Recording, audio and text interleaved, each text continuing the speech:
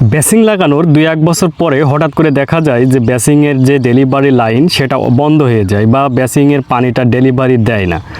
অর্থাৎ আপনার যে 1.5 ইঞ্চি পাইপ থাকে অনেক সময় দেখা যায় সেখান থেকে পানি ওভারফ্লো করে, কিংবা বেসিংয়ের পানিটা টোটাল বেসিংটা ভরে সেখান থেকে ওভারফ্লো করে। তো যেহেতু এখানে আসলে সমস্যাটা দেখা দিয়েছে, তো আমরা এটা ইনস্ট্যান্ট সমাধান কিন্তু আপনাদের আসলে দেখাবো। আর এটার কিন্তু একটা স্থায়ী সমাধান আছে, যেটা করলে 85%-এর উপরে বা 90%-এর উপরে বলা যায় যে কখনোই কিন্তু এটা জাম করবে না। তো এখন যদি আমরা ইনস্ট্যান্ট এটা সমাধান করি, দেখা যাচ্ছে 2-1 বছর পরে কিন্তু এই সমস্যাটা আবার হতে পারে। তো এখন ইনস্ট্যান্ট আমরা কিভাবে সমাধান করব এবং এটার স্থায়ী সমাধান কি, পুরোটা জানতে চাইলে অবশ্যই পুরো ভিডিও জুড়ে থাকবেন। আর লাইক, কমেন্ট, শেয়ার এবং সাবস্ক্রাইব করতে কিন্তু ভুলবেন না। মোটরের যে লতা পাইপ বা ফিতা পাইপটি রয়েছে সেটা এইভাবে ডেলিভারি পাইপের ভিতরে ঢুকিয়ে দিবেন। দেওয়ার পরে এটার মুখে কাগজ দিয়ে ভালোভাবে টেপ দিয়ে পেঁচিয়ে ঠিক এইভাবে আপনারা দিয়ে দিবেন। তারপরে আপনার মোটরটা ফুল প্রেসারে স্টার্ট দিবেন।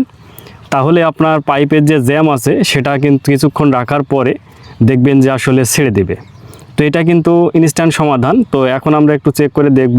এই যে দেখতেই পাচ্ছেন মোটরের পাইপটা উঁচু করার পরেও আমাদের লতা পাইপ সেটা কিন্তু ডেলিভারি পাইপের ভেতর দিয়ে আকার ফুল স্পিডে কিন্তু পানিটা যাচ্ছে, অর্থাৎ জামটা কিন্তু ছেড়ে দিয়েছে। তো এখন আমরা যদি বেসিংয়ের পানিটা ছেড়ে দেখি যে আসলে এটা সমাধান হয়েছে কিনা, তো দেখতেই পাচ্ছেন বেসিনের পানিটাও কিন্তু সুন্দরভাবে কিন্তু যাচ্ছে আর কিন্তু ওভারফ্লো করছে না। তো এটা হচ্ছে ইনস্ট্যান্ট সমাধান।